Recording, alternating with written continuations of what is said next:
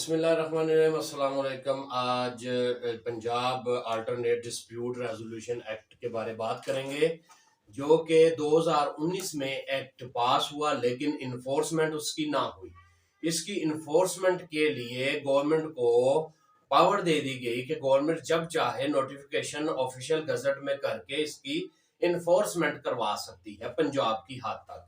लेकिन पंजाब जो गवर्नमेंट है उसने 2022 है यहां तक अभी भी किसी चीज का नोटिफिकेशन नहीं किया इसकी इन्फोर्समेंट के बारे में। लेकिन 13 दिसंबर 2022 को इसने गवर्नमेंट ने ऑफिशियल जो गजट है उसमें इसके बारे में इन्फोर्समेंट के बारे में ऑफिशियल गजट में नोटिफिकेशन कर दिया है। इसकी इन्फोर्समेंट सिर्फ लाहौर की हद तक है और जो सेक्शन 89 ए जो रिपील कर दिया गया है लाहौर की हद तक, बाकी अजला पंजाब के वहां पे इसकी इन्फोर्समेंट रुकी हुई है। और 89 ए जो सेक्शन सीपीसी का है, कोड ऑफ सिविल प्रोसीजर का, वो भी इन्फोर्स है, उसको रिपील नहीं किया गया। अब ये जो डिस्प्यूट रेजोल्यूशन एक्ट है ये है क्या चीज है, किन केसेस में हो सकता है और किन में नहीं हो सकता, और अगर हो सकता है तो इसका तरीकेकार क्या है। इसके सिंपल हम जो मोटी मोटी बात है वो जिक्र करते हैं। ये सिविल और क्रिमिनल डिस्प्यूट में इन्फोर्स होगा। सिविल केसेस भी इसके जरिए रिजोल्व होंगे और क्रिमिनल केसेस भी इसके जरिए रिजोल्व होंगे।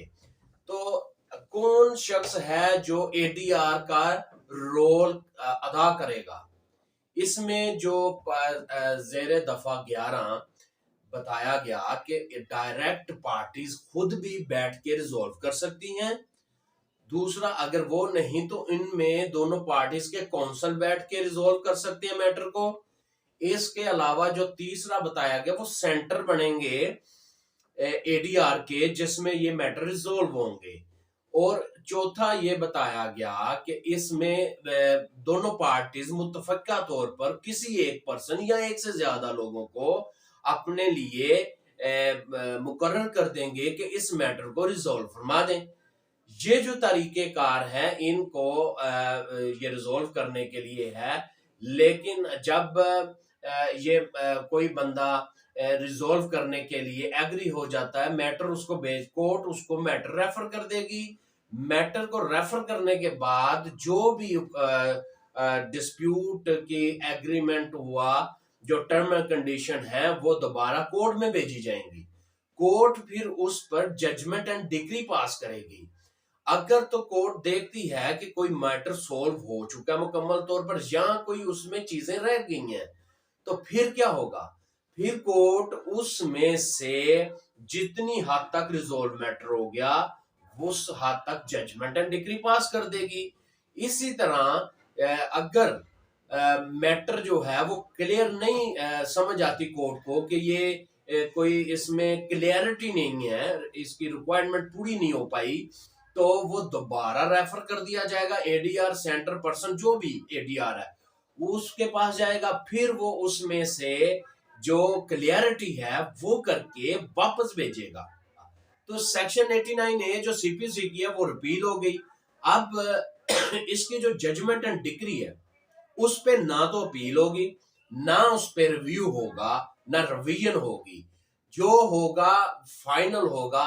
समटाइम्स ऐसे मैटर हैं जिनकी सूट डिक्री होने के बाद कोर्ट्स में अपील चल रही है या रिवीजन चल रही है, वो अपील और रिवीजन भी एडीआर को रेफर की जा सकती है जिस तरह सूट को रेफर किया जाता है। ये इसकी जो शेड्यूल 1 शेड्यूल 2 इसमें बता दिया गया कि ये मैटर हैं जो इसमें किए जाएंगे रिजोल्व एडीआर के पास।